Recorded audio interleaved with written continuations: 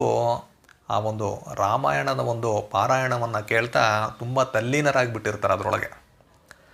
ಒಂದು ಪ್ರಸಂಗ ಏನು ಅಂದರೆ, ಶ್ರೀರಾಮ ಈ ಜನಸ್ಥಾನದಲ್ಲಿ ಇದ್ದಂತಹ ಕರದೂಷಣ ಮುಂತಾದಂತಹ 14,000 ವೀರ ರಾಕ್ಷಸರೊಡನೆ ಒಬ್ಬನೇ ಯುದ್ಧ ಮಾಡ್ತಾ ಇರ್ತಾನೆ.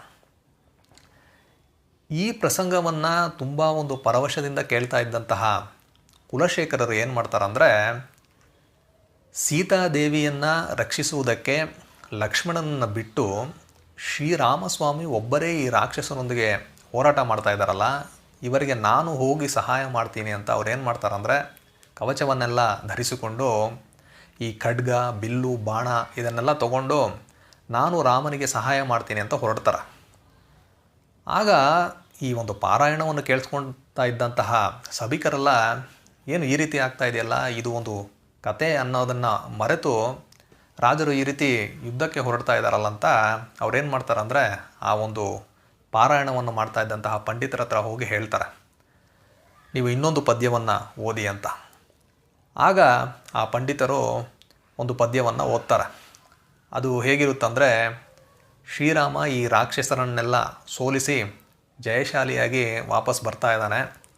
ಸೀತಾದೇವಿ ತುಂಬ ಆನಂದದಿಂದ ಶ್ರೀರಾಮನನ್ನು ಎದುರುಗೊಂಡು ಅವನನ್ನು ಆಲಿಂಗಿಸಿಕೊಂಡ್ಲು ಅನ್ನೋ ರೀತಿಯಲ್ಲಿ ಆ ಪದ್ಯ ಇರುತ್ತೆ.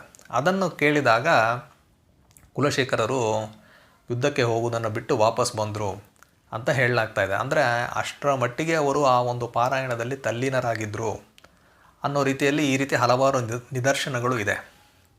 ಇದೇ ರೀತಿ ಇನ್ನೊಂದು ಸನ್ನಿವೇಶ ಇದೆ. ಏನು ಅಂದರೆ, ಇದೇ ರೀತಿ ರಾಮಾಯಣ ಪಾರಾಯಣ ನಡೀತಾ ಇರುತ್ತೆ.